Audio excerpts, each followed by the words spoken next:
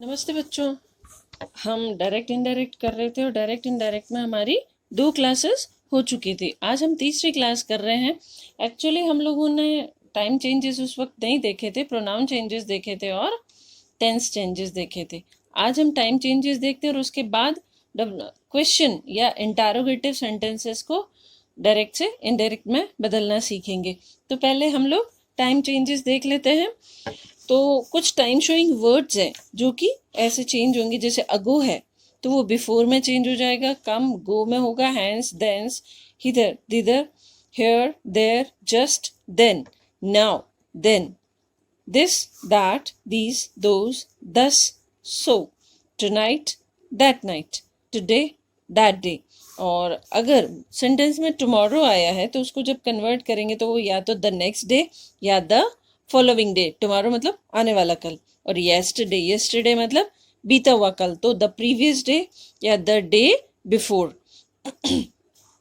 फिर आता है द नेक्स्ट वीक, मंथ या ईयर जो भी हो, उसी हिसाब से द फॉलोइंग वीक, मंथ या ईयर आएगा। फिर last week, last month, last year है तो द प्रीवियस वीक या प्रीवियस मंथ या प्रीवियस ईयर आएगा। तो ये तो है हमारे टाइम चेंजेस के। और अब हम इंटरोगेटिव सेंटेंसेस देखते हैं। हाँ, इंटरोगेटिव सेंटेंसेस को डायरेक्ट से इनडायरेक्ट में कैसे बदलते हैं। तो पहले तो ये कि इंटरोगेटिव सेंटेंसेस होते क्या, यानी कि क्वेश्चंस होते हैं। अब क्वेश्चन कितने तरह के होते हैं? 2 तरीके से बनते हैं। एक तो WH वर्ड से बनते हैं और दूसरे मॉडल एक्सिलरी या हेल्पिंग वर्ब से बनते हैं। तो WH वर्ड कौन कौन से होते हैं? वॉट, व्हेन, वाई, वेयर, इस तरीके से टोटल 8 WH वर्ड होते हैं। और मॉडल एक्सिलरी यानी हेल्पिंग वर्ब हर टेंस में होती है, जैसे प्रेजेंट टेंस में is, am, are, has, have है। तो इसी तरह से पास्ट में है वॉज आ गया, डिड आ गया। तो इस तरीके से जो मॉडल एक्सिलरी हमने अभी टेंसेस में पढ़ी, उनसे जो क्वेश्चन शुरू होते हैं उनको भी हम चेंज करना सीखेंगे।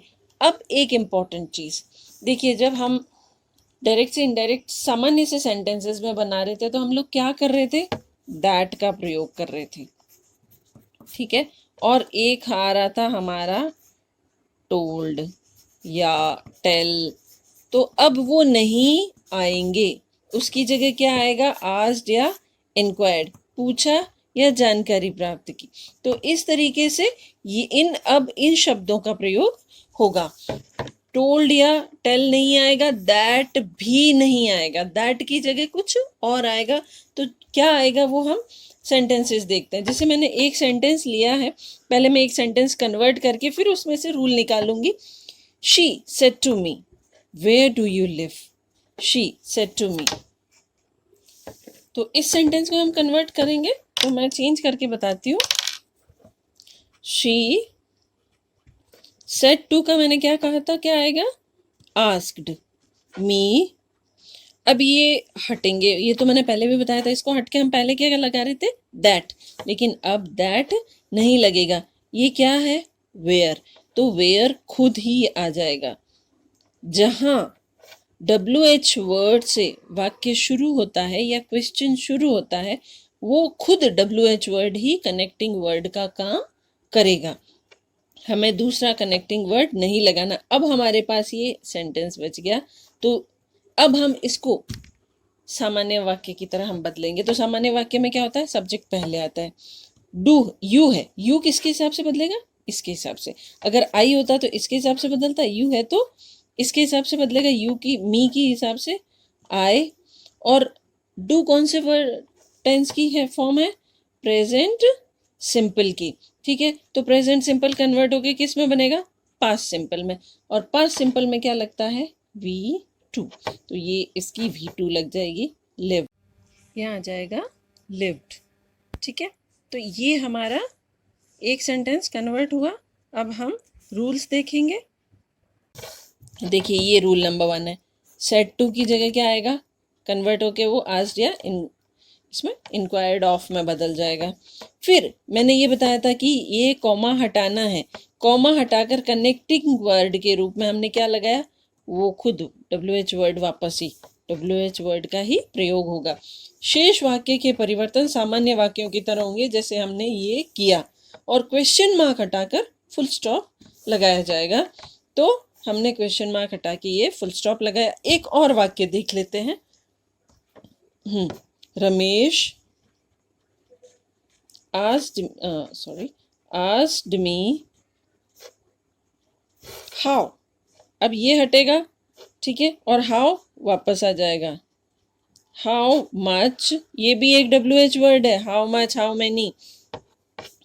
यू, अब विल यू पे मी, अब इसको हम नॉर्मल सेंटेंस की तरह बदलेंगे। नॉर्मल सेंटेंस में सब्जेक्ट पहले आएगा, तो मी के हिसाब से यू है, मी के हिसाब से क्या आएगा, आई विल है, तो इसका विल किस में बदलेगा, वुड। पे, देखो मी है, मी किसके हिसाब से, यानी कि फर्स्ट पर्सन किसके हिसाब से बदलता है, इसके हिसाब से। तो अब हम रमेश की जगह क्या लिख देंगे, हिम, ठीक है, और ये फुल स्टॉप वापस आ गया। तो ये है हमारे WH वर्ड वाले सेंटेंसेस जो इस तरीके से बदलते हैं। ये इसके नियम है, ये 2 एग्जाम्पल्स हैं। अब हमारा दूसरा वाला वाक्य कौन सा बचता है, मॉडल एक्सुलरी वाले क्वेश्चंस, यानी कि जो हेल्पिंग वर्ब से शुरू होते हैं, तो हम वो देखते हैं। इसमें अब क्या है, कनेक्टिंग वर्ड के रूप में क्या आएगा, इफ या वेदर। WH वर्ड वाले में तो हम क्या कर रहे थे, WH वर्ड खुद को लगा रहे थे, सामान्य वाक्यों में दैट लगा रहे थे। अभी क्या लगेगा, इफ या वेदर, और बाकी जो वाक्य है वो सामान्य वाक्य की तरह ही चेंज होगा। तो मैं यहाँ करके बताती हूँ। She asked me if, you है, यू इसके हिसाब से आई, सेकेंड फॉर्म इस, ये फर्स्ट फॉर्म है, इसकी आ जाएगी V2, यहाँ पे न्यू सोहन, ठीक है। ये अब पीछे वापस ये नहीं लगाना है, ये हमारा वाक्य कन्वर्ट हो गया। तो बच्चों यहाँ तक आपको समझ में आया होगा। फिर भी 2 वाक्य हम चेंज करते हैं just for practice. Father asked मी, तो इसका क्या आएगा, वापस वही आ जाएगा। फादर आस्क्ड मी व्हाट है, तो व्हाट, यू के हिसाब से आई, आर है, वर डूइंग, वर क्यों आया, क्योंकि ये तो प्रेजेंट सिंपल का, यहाँ क्या आएगा, पास्ट सिंपल।